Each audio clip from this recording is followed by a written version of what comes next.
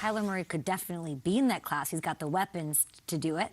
Right, he does have the weapons to do it, but the short answer is no. They're not there yet. And until they prove that, like Kyler Murray, as he's been the starting quarterback there, has yet to beat the Rams, right? And when you look at these teams, you could compare weapons, absolutely. Defensive lines, look, I'd still say that the Rams are a little bit further along, but Chandler Jones and that group, they've got a really good group over there. Where I think the separation occurs is that offensive line for the for the Arizona Cardinals. They've given up, right here they said they've given up 84 sacks allowed since Kyler Murray's been their starting quarterback, whereas the Rams have only given up 50. And then also in the secondary, right?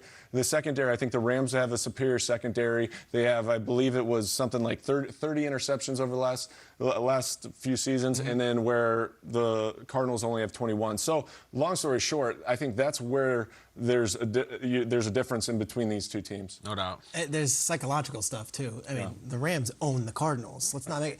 Get into it.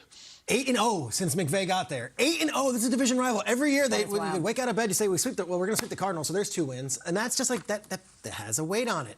Now, Kyler, MVP season, we're doing great. He's not good against the Rams, and he hasn't been historically. Take a look at these numbers for Kyler. 0-4, 187 passing yards, 11 rushing yards. Now, I know he got hurt in that Week 17 game last year, and he came out of the game early, but gosh, like that is so far below his usual average. This is not talked about, Peter. This Rams team just confounds the Cardinals. So at some point, you need to break the streak. You need to break, I don't know if this is a league. This game is in LA.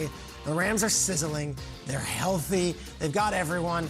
I don't see them in the same conversation. They're a nice team right now, and that's as dismissive a comment you can make to a 3-0 team. But they're it's almost disrespectful to say that they're as good as the Rams. I mean, they haven't been in a playoff game. Win a playoff game first, and beat Sean McVay. Yeah, and this season they haven't had a great win. They've had freak wins. I mean, that Titans thing, Week 1 was nuts. I don't know what happened there for the Titans. Week 2 almost gave it away 3 different times to the Vikings. And then last week, they were trailing the Jaguars in the third quarter before that big Byron Murphy pick 6. I'm not taking away anything from Arizona. I love what they're doing. I think they're looking really good. But they're not in the same conversation as the Rams, who are undefeated and beating up on teams along the way. Yeah, it's kind of an interesting matchup like that because, you know, Stafford's never won a playoff game either, but he's got all this respect and all this time in the league.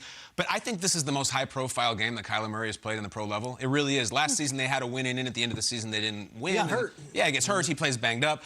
This is late window, ton of eyeballs. I don't think there's been a lot of people who have seen a lot of Kyler Murray, and it's an opportunity for him. If you stopped his career right now, what do we have to show for it? Like, he has a Hail Mary against the Bills, which was, you know, a freak play, and then they fell on their faces after that. You got some cool highlights, and you got some cool throws, but that's about it. This is a moment for him to be like, I matter in the league. The Cardinals matter. We just beat these unbeatable McVay Rams, who I'm 0-8 against.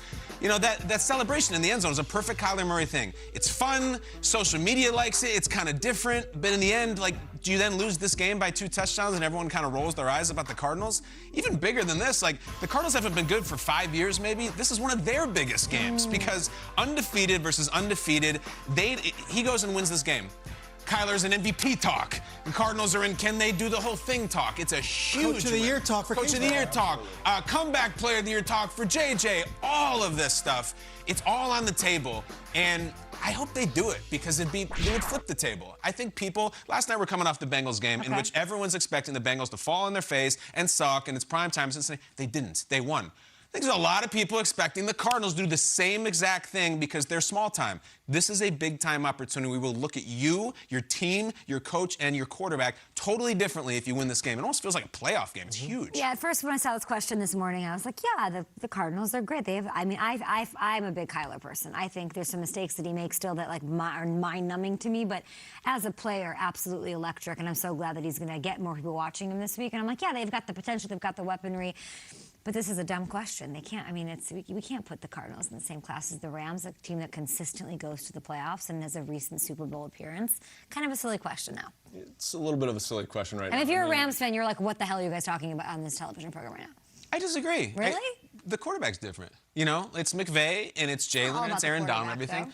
but it's a lot about the quarterback. I mean, a lot. Like, but they went to the Super Bowl with Jared Goff. Now they have Matthew Stafford. If anything, it makes it more imbalanced. It makes it less of a likened conversation. But all the stuff we said about Kyler, that he hasn't done this and hasn't, like, I think Stafford has come up short in some big stages too. And every quarterback in the world worships Stafford. Right. But like the big wins are not there. You played Right, with Jared Goff has more big wins than Matt Stafford. Right, and I understand that, but at the same time, when you look at these first 3 games of the season, the way in which he's played, the way in which he's dominated, and now that he's outside of Detroit, and we've seen Detroit and what it can kind of do to a quarterback, he's special. And I was with him in 2018. Look, from a mental aspect, his high football IQ, and when I say high football IQ, this guy's got a photographic memory, right? Okay. And not only that, he can make any throw. He's one of the best arms I've ever seen in my life. Like, just a natural thrower, good rhythm, and now he's got the weapons surrounding him with good coaching, a good offensive line. It'll be, I mean, it's going to be a hard team to beat. Let's just put it that way, because they're going to put up points.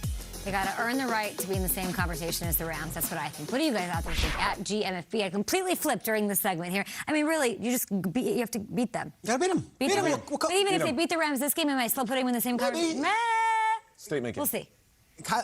Kyler has to have one of those games. Kyle's right, and I Okay. think to your point, if we come in on Monday morning and they went into LA and they flipped the table, we're talking Cardinals.